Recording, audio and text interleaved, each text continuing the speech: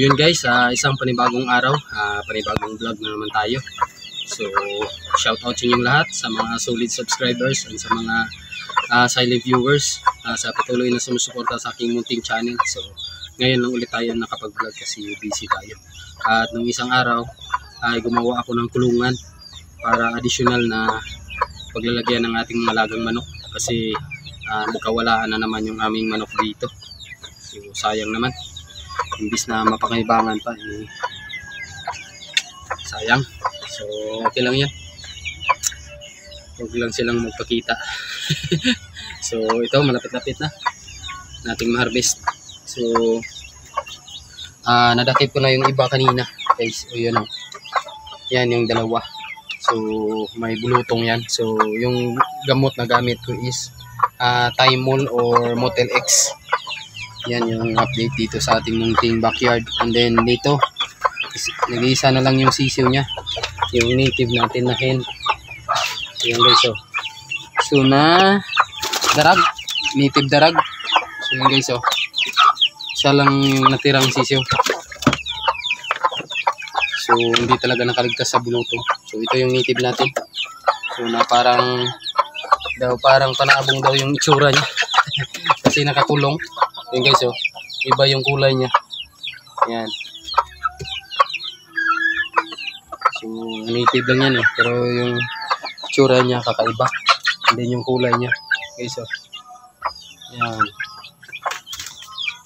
So bali tatlo lang yung natira niyan sa kasama yung Brahma natin. So ito. Yan. So pinapakawalan lang natin dito sa loob kasama itong Shamo natin Yan. At saka yung breeder natin dito. So patuloy pa rin yung pangitlog nila. Yan.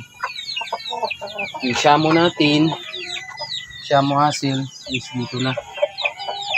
Yan, ilagay ko dito para makakaykay siya. So yan. Tapos yung atong Shamo na hen yun guys oh. Naglulugon pa kasi. Yan.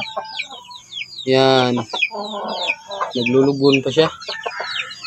So hindi pa pwedeng ma-breed. So ipapakita ko sa inyo guys yung kulungan.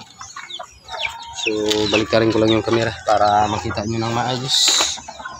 And then ipapakita ko rin sa inyo yung bagong manok na binigay ni nanay sa akin. So shout out. Galing pang Romblon, Carabao Island.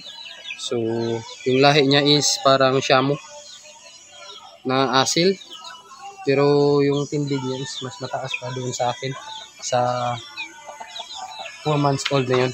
So expected ko nito is nasa 5 months old na kasi yung tahid niya is medyo bumukol na. So hopefully ma-breed na natin to sa susunod na araw. Bali yan guys yung ginawa kong kulungan. So hindi ko na videohan yan. So bali 3 kwarto, 1, 2, and then 3. So dito sa unang kwarto is nakalagay yung ating Shamo na abuhin. So yan. So yan na siya. Yan ang laki na, 4 months old. Sa katapusan magiging 5 months old na to. Katapusan ng September. So yan. Kasi 2 kilo mahigit na. So unti-unti nang napupuno ng balahibo. Yan. So tumitala ako na rin yan guys. Tapos dito sa gitnang kulungan is yung mga sisiyo. Yan. So patuloy rin natin ginagamot to guys. So ipapakita ko sa inyo. Yan o. Yung mukha niya may bulutong. So ka 3 days na ngayon na pagbibigay ko ng Motel X. Yan. So actually 2 lang naman sila yung meron. Yan guys o. Yan. So tuyo na din. Yan. So bali 4 sila dito. So mga native to.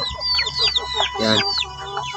So ikukulong ko na para hindi na makawala. Kasi 4 yung nawalang sisiyo. And then dito, ito yung bagong manok natin. Yan. So yan guys. Ang gandang klase, gold. Yan. So parang asil siya. So yung paa niya is ang taas. Yan. Yung klaseng manok na mataas. So So pasalamat ako at dinala na ko nito ni nanay. So shout out sa family ko doon sa Ambil.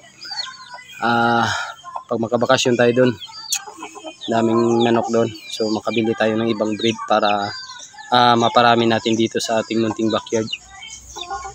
So yun guys. So yan siya.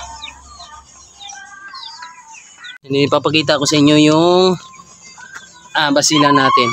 So yan. So wala na yung partner niya dito na Rhode Island, si nabili na.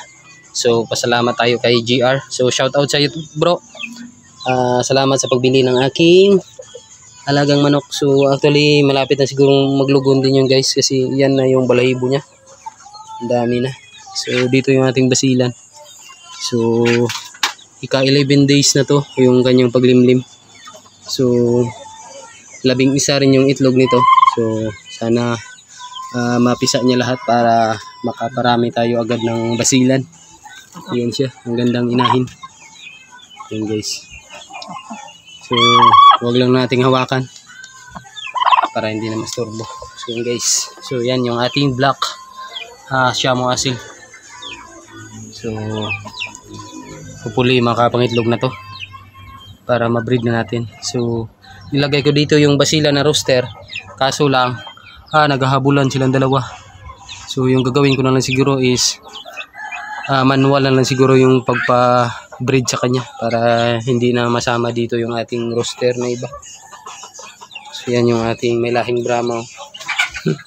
Busog na yan pero dyan pa rin siya tumutuka. Lang guys yung update ngayon dito sa aking munting backyard. So hopefully mapisa lahat yun ng ating basilan, yung kanyang itlog, para syempre magkaroon din tayo dito ng maraming basilan sa ating munting backyard. So shout out sa inyong lahat. Maraming salamat sa patuloy na sumusuporta sa aking munting channel.